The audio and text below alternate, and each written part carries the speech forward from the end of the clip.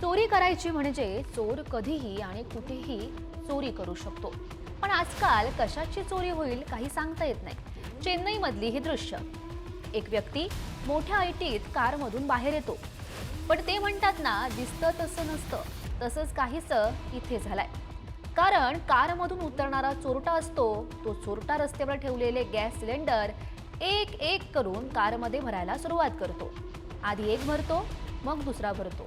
पण त्याला महागाईचा जरा जास्तच फटका बसलेला दिसतोय. कारमध्ये आणखी जागा करून तो तिसरा सिलेंडर सुद्धा भरतोय.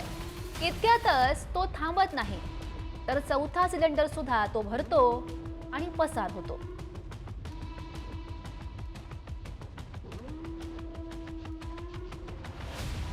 समोरासमोर भिडायची हिंमत नसेल किंवा दहशत माजवायची असेल तर गावगुंड अनेकदा संपत्तीचं नुकसान करतात.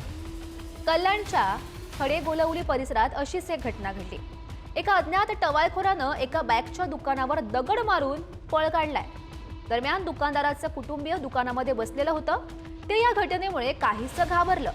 मात्र त्यांना सुद्धा या दगडफेकीचं कारण काही समजलं नाही.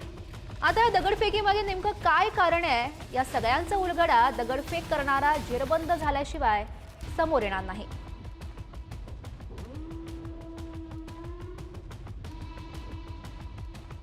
थोडी सी जो पीली है, चोरी तो नहीं की है. मद्यपान केल्यानंतर असं जर कोणी म्हणत असेल तर एक वेळ ठीक आहे. मात्र परभणीच्या सेलूमध्ये एक चोरटा बारमध्ये थोडी पिण्याऐवजी चोरी करण्यासाठी शिरला.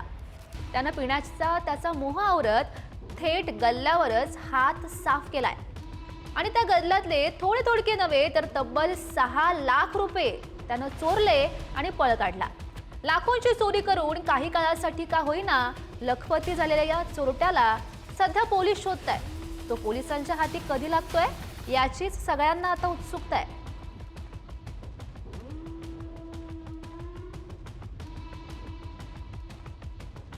रिक्षा चालकांचा वेग आणि निष्काळजीपणानं आता हद्दच गाठली. रस्त्यावर शांतपणे चालणं ही हल्ली धोक्याचं झालंय.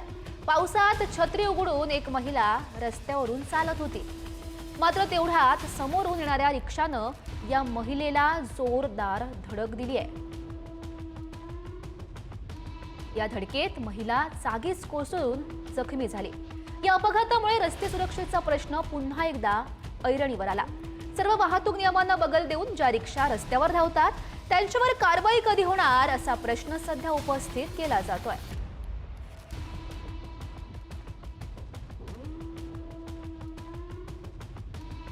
गाडीचं चाक, हे चाक वाहनाचा आधार असतो.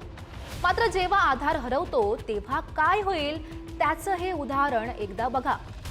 कर्नाटकमधील ही दृश्य आहेत. भरधाव वेगानं धावणाऱ्या या ट्रकची साथ भर रस्त्यात चाकांनी सोडली आणि ती भरकटत एका रिक्षाला जाऊन धडकली आहे. आजवर ट्रकच्या धडकेत इतर लहान वाहनांचं नुकसान झाल्याचं आपण अनेकदा बघितलं असेल. मात्र यावेळी ट्रक नाही तर केवळ ट्रकच्या चाकांनी रिक्षांचं प्रचंड नुकसान केलंय. त्यामुळे न दुरुस्त जुनी वाहनं रस्त्यावर चालवण्याचं नसतं धाडस करण्याआधी हा विचार करा. हा व्हिडिओ बघा.